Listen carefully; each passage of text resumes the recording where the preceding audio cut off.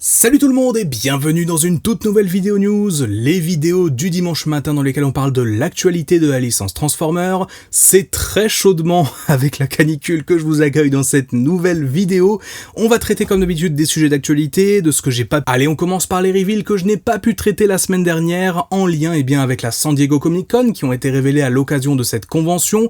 Alors, j'ai pas pu les traiter sur la chaîne, mais j'ai pu les traiter sur le site Balljoint, je vous le rappelle encore une fois, mais c'est là que vous trouverez toutes les news Transformers traitées en direct, et même pas que sur Transformers d'ailleurs, si vous êtes fan de Marvel, de Star Wars, de DC Comics, bref, de tous les univers de pop culture, je vous invite comme toujours à aller faire un tour, puisque justement, typiquement cette semaine, j'ai parlé aussi un petit peu de Marvel Legends, de Star Wars Black Series, bref, tout ce qui a été révélé à la San Diego Comic Con, j'essaie un petit peu de faire des petits débriefs au fur et à mesure de tout ça, parce que mine de rien, ça a été très très riche, et puis je vous proposerai sans doute aussi un article, pour ceux que ça intéresse, parce que je sais qu'il y a des gens qui aiment quand je parle d'autres univers que Transformers. Je vous parlerai aussi, je pense, des dernières actualités de Marvel, en rapport notamment avec le casting de Robert Downey Jr. pour jouer Dr. Doom, mais ça, on en reparlera sur Balljoint, justement.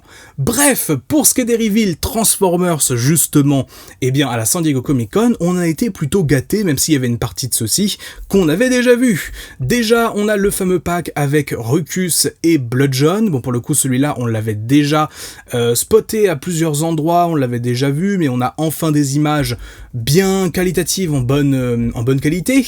Donc Bludgeon qui reprend ce fameux mold qui était propre à Tarn au début, mais qui a été déjà réadapté en Bludgeon il y a 1 an, avec donc une tête inspirée des premiers comics ADW, donc au début de cette continuité-là. Donc une bonne référence, honnêtement, mais celui qui intéressera peut-être plus, c'est Ruckus, justement, ce fameux personnage qui nous vient lui aussi de la G1, qui est un remold en l'occurrence de Beachcomber, un gros remold quand même de ce que je vois, et qui a l'air, ma foi, plutôt très très bien réussi. Alors de ce que j'ai vu par contre sur le packaging, pour les gens qui l'ont déjà reçu, ils ont fait une faute, ou en tout cas ils ont réécrit le nom du personnage. De base Ruckus est censé s'écrire avec C et K, mais là ils ont juste mis K dans son nom, bon peu importe, c'est pas très important, mais faut quand même le signaler. Autre reveal quand même, et pas des moindres, il s'agit de la fameuse collaboration entre Transformers et Knight Rider, donc K2000 si vous préférez, avec tout simplement l'Autobot Agent Knight, qui est non seulement un nouveau Transformers collaboratif, donc simplement un nouveau crossover en jouet entre Transformers et une autre licence, mais surtout, c'est un des premiers jouets électroniques, avec de l'électronique à l'intérieur, qu'on a eu depuis un paquet d'années. En tout cas pour ce genre de Transformers là. Honnêtement, il a l'air très cool, surtout évidemment en mode véhicule, mais c'est logique, c'est K2000. Le mode robot est très classique, il fait vachement penser à un Transformers de base, pas très inspiré, je vous le cache pas, mais en fait par le concept et par le fait qu'il y a de l'électronique dedans, je pense qu'il va intéresser plus d'une personne. Donc on attendra de voir les reviews, on attendra bien sûr de voir quand ça sortira, mais en tout cas pour l'instant je suis très curieux de voir. On a eu d'autres visuels, alors on a eu de nouveau des visuels sur le Optimus Commander Class Studio Series 86, bon pour le coup on va pas revenir dessus, je pense qu'on en a suffisamment vu, mais maintenant c'est du côté des Studio Series qu'on a eu plusieurs annonces plutôt sympathiques. Tout d'abord, un concept art de Frenzy du film Bumblebee au format Core Class. Bon, pour le coup, celui-là, il était plutôt attendu, c'est un repaint du Rumble sorti il y a quelques mois maintenant, il y a même presque un an, je crois déjà. Bref, voilà, un repaint attendu, donc un Frenzy, donc évidemment noir et rouge. Rien de bien fou, je dois vous l'admettre. Le Core Class Starscream du film Bumblebee lui aussi, là pour le coup il est plutôt sympa. Honnêtement je trouve que ils ont plutôt fait un bon taf sur le travail quand même de ce Tetrajet. Bon bien sûr les bras sont visibles en mode alternatif, voilà il y a quelques soucis à ce niveau là, mais on est sur du Core Class et je trouve que les détails qu'on a en mode robot notamment sont vraiment appréciables. Donc honnêtement les Core Class comme d'habitude ça continue de proposer des bonnes choses. On enchaîne avec un nouveau reveal du côté des Gamers Edition avec, alors là pour le coup je m'y attendais vraiment pas, une commercialisation individuelle du Bumblebee de Transformers Reactivate. Bien sûr, je vous en ai déjà parlé dans un Magnus Toy Show dédié, dans 2 Magnus Toy Show dédiés même, mais Transformers Reactivate, même si le jeu est dans un enfer de développement absolu, on a déjà eu des jouets qui sont sortis, et donc eh bien on va avoir ce Bumblebee qui va sortir au format individuel. C'est plutôt sympa pour ceux qui, je pense, n'ont pas pu choper les packs à l'époque, ou en tout cas ne souhaitent que le personnage, mais bon voilà, pour moi ça va pas m'intéresser, bien évidemment. On enchaîne avec un reveal cette fois-ci en rapport avec Transformers One, avec Megatron, bien évidemment, qui va donc se changer en tank et qui est plutôt sympa. Je vais pas aller plus loin dans le sens où je trouve que voilà, il n'y a pas vraiment le côté silver sur le personnage, le côté gris un peu métallisé, propre au perso et qu'on voit d'ailleurs sur l'artwork de la boîte. Bon voilà, malheureusement je pense que c'était pas possible, donc je pense pas que ça sera non plus une figurine incroyable, mais c'est quand même plutôt screen accurate, donc c'est quand même plutôt cool. Le Ratchet maintenant, Gamers Edition en Voyager, lui pour le coup il va vraiment m'intéresser. Le mode robot a l'air vraiment cool, avec cette fameuse arme à énergie qu'on avait déjà, enfin qu'on n'avait pas encore vu justement sur les Gamers Edition et qu'il avait dans le jeu. Une espèce du coup de grosse hache qui me semble reprend le mold d'Optimus en tant qu'arme de mêlée, et puis ce fameux véhicule qui rend très bien, et du coup on sait déjà qu'on aura l'année prochaine un recolo en Ironhide, logique. Je trouve que le mold a l'air pour l'instant plutôt bien. On verra si ça se confirme. On a eu aussi donc l'officialisation de Dino King, mais ça je vous en avais déjà parlé, mais aussi l'officialisation du fameux pack des 15 ans de Transformers Revenge of the Fallen, qui consistera donc en un Optimus et un Jetfire, donc à ce niveau-là c'est plutôt cool, pour faire le fameux Jet Power Optimus Prime, à savoir que en termes de Studio Series, Jetfire est extrêmement dur à trouver aujourd'hui, limite impossible, et Optimus, il me semble qu'il est quand même plutôt dur aussi, cet Optimus-là, donc qui est en fait le mold du premier film qui est adapté pour le Jetfire. Donc voilà, je comprends pourquoi est-ce qu'ils recommercialisent ces personnages-là en particulier. Et donc avec ces deux-là, eh bien on a les 3 sœurs Arcee, donc Arcee, Chromia et Elita One, qui sont vraiment des mauvaises figurines à mon sens. Pour le coup, en termes de Studio Series, ça fait partie des pires, je trouve. Mais comme l'ont dit les designers d'Hasbro présents sur place, c'est surtout parce que elles sont difficiles à trouver apparemment aujourd'hui. J'avoue que ça, à ce niveau-là, j'ai pas vérifié, mais je veux bien les croire, et donc c'est pour ça qu'ils ont réédité ces figurines-là plutôt que d'autres.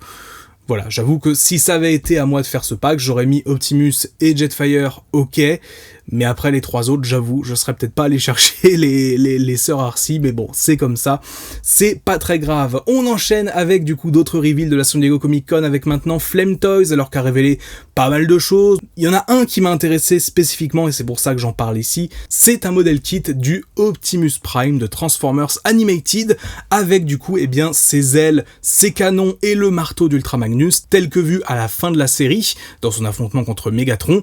Ça fait plaisir de voir Animated recevoir d'autres figurines comme ça, parce que mine de rien, c'est vraiment une continuité que les fabricants, que tout le monde oublie parfois, alors qu'il y a une fanbase vraiment conséquente, donc ça fait vraiment plaisir de voir ce modèle kit qui va arriver d'ici quelques temps quand même, parce que pour l'instant c'est juste le prototype. On enchaîne maintenant avec des reveals du côté de chez Takara, avec dans un premier temps un Leo Convoy spécial 40e anniversaire. C'est tout simplement un repaint plus screen accurate du Leo Convoy de la gamme Legacy Evolution, avec cette fois-ci des vrais yeux dessus, les couleurs plus proches du jouet d'origine, bref, une meilleure palette de couleurs comme c'est souvent le cas chez Takara, et donc pour le coup je pense que j'essaierai peut-être de mettre la main dessus parce qu'il y a vraiment des belles améliorations par rapport à l'original. Toujours du côté du fabricant japonais, on a le fameux Transformers One Brave Commander Optimus Prime qui est en gros un leader class, plus ou moins, du leader des Autobots commercialisé par Takara. C'est un petit peu l'équivalent au Optimus Primal Ultimate de l'an dernier de Rise of the Beast, qui était une extrêmement bonne figurine, même si du coup remplie de gimmicks, parce que c'était un petit peu justement un leader à l'ancienne, si je peux dire. Et là c'est un peu pareil, et honnêtement je le trouve vraiment sympathique. Honnêtement, alors oui, on voit le côté plus gimmick de l'ensemble, on voit notamment ça en mode véhicule, on voit même le mode robot, voilà.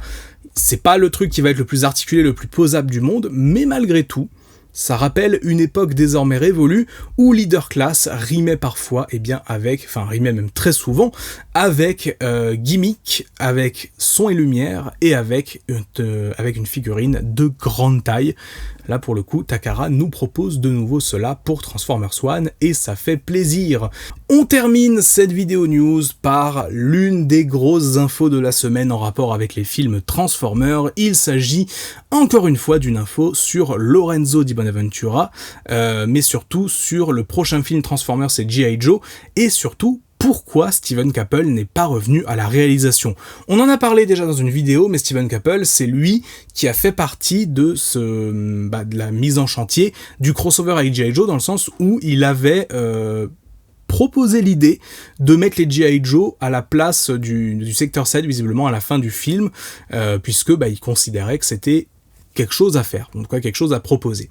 Le fait est que ensuite il y avait un communiqué qui avait été fait quelques jours après la sortie de Rise of the Beast, comme quoi Steven Caple était en négociation avec Paramount pour justement réaliser la fameuse suite, qui est désormais donc en chantier, qui est en cours d'écriture et qui devrait rentrer en production dans pas très longtemps, mais bizarrement, quand le film a été annoncé il y a quelques mois maintenant, Steven Caple a été officiellement écarté du rôle de réalisateur. On a appris que c'était pas lui qui allait s'y atteler, et ça semblait assez bizarre, parce que Rise of the Beast, on sait que ça n'a pas été l'énorme succès commercial espéré, mais Steven Caple, sur le plan de la réal, a pas forcément déçu. Paramount semblait lui faire confiance. Qu'est-ce qui a pu ne pas marcher entre lui et le studio? Ça se passe encore avec Lorenzo Di Bonaventura. Je pense qu'à ce stade, je vais mettre un petit jingle. Je sais pas lequel, je vais mettre un petit jingle là, qui deviendra officiellement le jingle Lorenzo Di Bonaventura à chaque fois qu'il aura dit ou fait une dinguerie. Et là, vraisemblablement, c'est le cas. Et c'est pas forcément très drôle non plus, même si on n'a pas encore les détails de cette affaire. Mais vraisemblablement, Steven Caple et Lorenzo Di Bonaventura auraient eu des échanges extrêmement tendus en rapport avec le prochain film Transformers, sans doute pour des divergences créatives, sans doute pour des questions de où est-ce que le film devrait aller, qu'est-ce qu'on devrait en faire, etc. Et donc il semblerait que Lorenzo Di Bonaventura aurait eu des commentaires un peu déplacés sur le réalisateur, donc à savoir qu'on n'a pas encore eu en substance ce qui a été dit véritablement, mais en tout cas certains rapports, en tout cas un rapport en particulier, considèrent que c'est des commentaires qui pourraient avoir une connotation un peu raciste. Je mets vraiment au conditionnel, parce que même le communiqué justement de presse qui a émergé donc sur cette affaire met tout au conditionnel pour l'instant. Il n'y a rien de vraiment sûr. En réalité, c'est pas tellement ça qui a véritablement été déterminant, c'est vraiment le fait qu'apparemment il y avait une énorme divergence créative entre les deux, et surtout qu'il n'y avait aucune entente en fait entre Lorenzo et Steven Caple. L'an dernier, on avait déjà vu pendant la promo de Rise of the Beast que Steven Caple était fondamentalement en désaccord avec Di Bonaventura sur la question du reboot ou du préquel. Pour Steven Caple, c'était un reboot. Pour Di Bonaventura, c'était un préquel par rapport au Bayverse, bien évidemment. Donc je pense que ces arguments n'ont fait que s'amplifier entre les deux par la suite, parce qu'on sait que même en conférence de presse, ils avaient eu déjà quelques échanges un poil tendus, ou en tout cas qui laissaient présager que ça se passait pas très bien entre les deux. Et donc visiblement ça s'est confirmé, donc voilà, globalement Di Bonaventura encore une fois a frappé, et c'est probablement à cause de lui que Steven Caple ne revient pas pour Transformers X G.I. Joe, qui est le nom de code on va dire pour l'instant de ce prochain film. Mais en tout cas Steven Caple, ça me fait un peu de la peine pour lui du coup, parce que c'est quand même lui qui a beaucoup bossé sur Rise of the Beast et sur la mise en place du nouvel univers Transformers, un peu comme Travis Knight à l'époque avec Bumblebee. Et le fait qu'il se fasse complètement remercier de la sorte par Lorenzo Di Bonaventura, qui est apparemment le principal élément perturbateur dans cette histoire, ça ne fait que confirmer que ce gars-là, il apporte peut-être beaucoup d'argent en tant que producteur, mais il a vraiment un côté nocif pour la franchise, et c'est un peu inquiétant pour l'avenir. Reste à voir quel réalisateur sera embauché pour ce film, pour le prochain film, et surtout si ça se passera bien cette fois-ci.